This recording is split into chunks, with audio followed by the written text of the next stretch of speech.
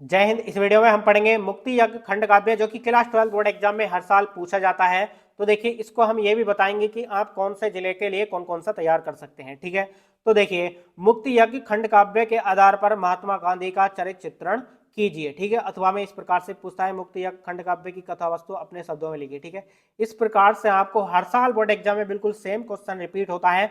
यहाँ से आपके बिल्कुल 5 नंबर फिक्स होने वाले हैं। वीडियो को एंड तक देखते रहना। तो देखिए, सबसे पहले तो हम ये देख लेते हैं आपके जिले में, यानी कि आपके जिले में ये करना होगा या नहीं। ठीक है, तो देखिए, जितने भी स्टूडेंट्स यानी कि मुरादाबाद, संभल, ज्योतिबा फूले नगर, कानपुर, कानपुर देहात, जौनपुर, अयोध्या, अंबेडकर नगर, एटा, ललितपुर, जितने भी स्टूडेंट इन जिलों के हैं वे सभी इस क्वेश्चन को तैयार करेंगे और आपके 5 नंबर यहाँ से बिल्कुल फिक्स होने वाले हैं। ठीक है, तो डियर स्टूडेंट, सबसे पहले मुक्ति यज्ञ खंड काव्य में एक लाइन लिखनी है कि मुक्ति यज्ञ काव्य के आधार पर गांधी जी की चारित्रिक विशेषताएं निम्नवत हैं। ठीक है, यानी कि इस मुक्ति यज्ञ खंड काव्य में गांधी जी की चारित्रिक विशेषताओं को लिखा गया है। ठीक है, इस प्रकार से एक लाइन लिख देंगे। आगे लिखेंगे इस प्रकार से हेडिंग डालकर कि प्रभावशाली व्यक्तित्व, यानी कि गांधी जी का प्रभावशाली व्यक्तित्व, गांधी जी का आंतरिक व्यक्तित्व बहुत अधिक प्रभावशाली है। इस प्रकार से जब लिखेंगे ना प्रभावशाली व्यक्तित्व में, तो इस प्रकार से लिखेंगे कि गांधी जी का आंतरिक व्यक्तित्व बहुत अधिक प्रभावशाली है।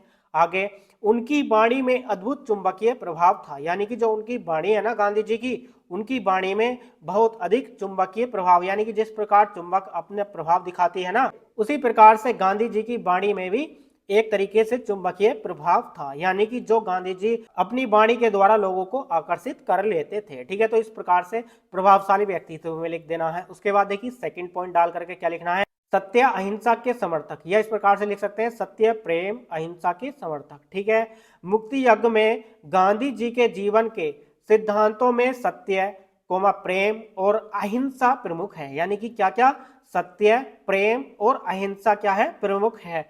अपने इन 3 आध्यात्मिक अस्त्रों के बल पर, यानी कि कौन कौन से, यानी कि सत्य, प्रेम और अहिंसा के बल पर गांधी जी ने अंग्रेजी सरकार की नींव हिला दी, यानी कि किन किन के दम पर, सत्य, प्रेम और अहिंसा के दम पर अंग्रेजी सरकार की नींव हिला दी। ठीक है, यानी कि ये क्या है, एक अस्त्र है। ठीक है, अस्त्रों के दम पर यानी कि अंग्रेजी सरकार की नींव हिला दी।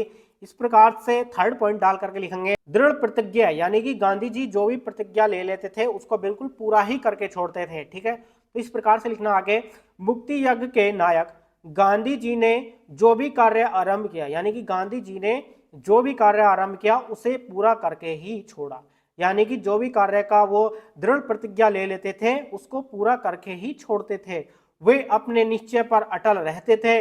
उन्होंने नमक कानून तोड़ने की प्रतिज्ञा की तो उसे पूरा भी कर दिखाया। तो देखिए, इस प्रकार से इसमें कुछ आगे लिखना है, प्राण त्याग दूंगा पथ पर ही, उठ सका मैं यदि न नमक कर, लौटने आश्रम में आऊंगा जो रात स्वयं ला सका नहीं घर। ठीक है, इस प्रकार से आपको इसको ब्लैक पेन से भी लिख सकते हैं बोर्ड एग्जाम में। ठीक है, उसके बाद देखिए, इसकी छोटी छोटी 2-3 हेडिंग और लिखनी है इस प्रकार से, जन नेता। ठीक है, यानी कि मुक्ति यज्ञ के नायक गांधी जी संपूर्ण भारत में जन जन के प्रिय नेता हैं। उनके एक संकेता मात्र पर ही लाखों नर नारी अपना सर्वस्व न्योछावर करने को तत्पर रहते हैं। ठीक है, यानी कि सर्वस्व मतलब पूरी तरीके से अपने आप को समर्पित करने के लिए तैयार रहते हैं। ठीक है, आगे देखिए, 5वां पॉइंट है लोक पुरुष, यानी कि गांधी जी जो है एक लोक पुरुष है। किस प्रकार से, देखिए, मुक्ति यज्ञ में गांधी जी एक लोक पुरुष के रूप में पाठकों के समक्ष आते हैं, यानी कि गांधी जी जो है वो मुक्ति यज्ञ में एक लोक पुरुष के रूप में पाठकों के समक्ष आते हैं, जैसे कि आप इसको पढ़ रहे हैं। ठीक है, इस प्रकार से।